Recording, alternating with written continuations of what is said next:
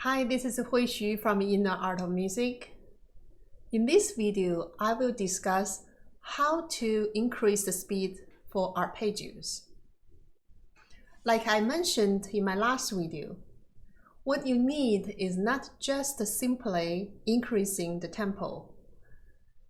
You need to know and learn how to increase the speed of playing without losing precision or accuracy. Before thinking about increasing the speed, the components listed on the screen need to be addressed. You should have a flatter finger posture when you play for arpeggios. And for independent fingers, you need to have a little distance between your fingers and the keyboard to be able to activate your finger better for faster passage practice. And you need to have use a correct fingering to play for arpeggios.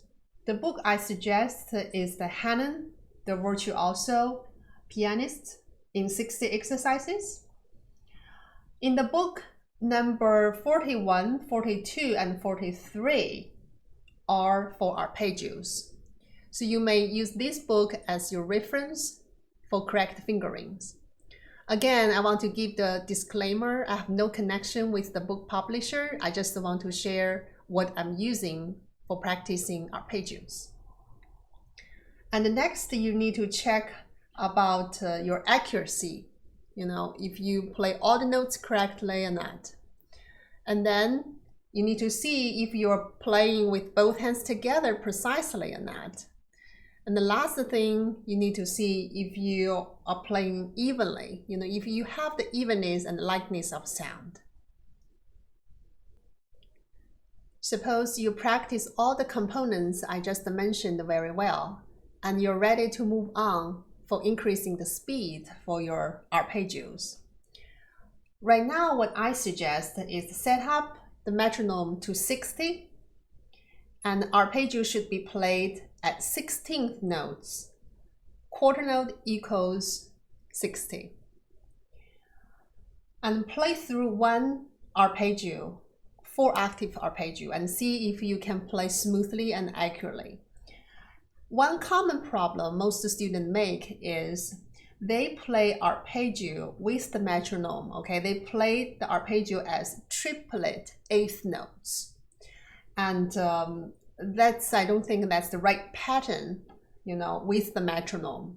So based on Hanon exercise book, the arpeggio is under 16 notes. And then you should use a metronome. It's like a 1 beat metronome beat equal 4 16 notes. So this is the most students play, which is the wrong way. They play as a triplet 8 notes.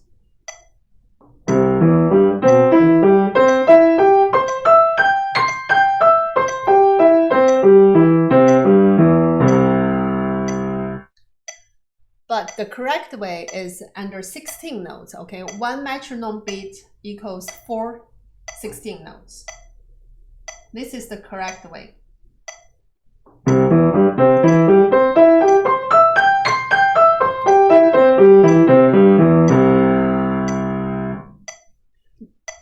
Did you see the difference?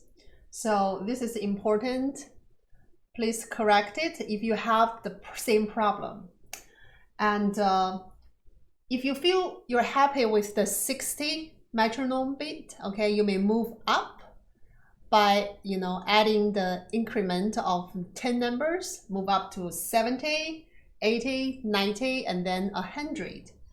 And then while you're adding the numbers or move up the tempos, you may feel, arpeggio is a little more difficult practicing increasing the speed than scales. A lot of students mentioned that to me. Yes, because arpeggios notes are skips, notes for arpeggios are skips. And it's so difficult to play accurately when you play in the faster passage. So that takes more time, I think, than scales to practice. And it's also more difficult to increase higher speed. So suppose right now you achieved to 110 based on the metronome, and then you feel you have a little difficulty to play evenly and accurately. You always make mistakes, under this tempo. What I suggest to do, same strategy, same method as scales. So grouping the notes into small sets. Only group 1 octave notes and then play only this set for multiple times. This is 110.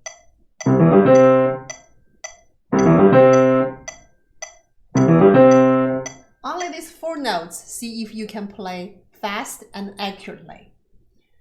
And if you feel pretty good, move up, add another octave, 2 octaves.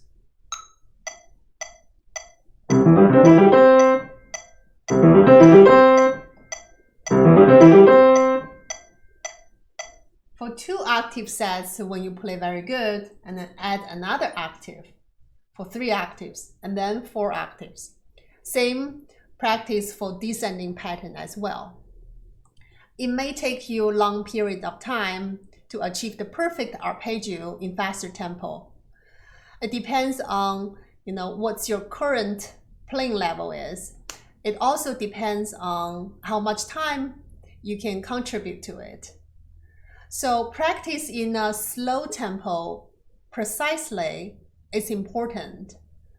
When you achieve everything correctly in slow tempo, and then you may move up the tempo gradually.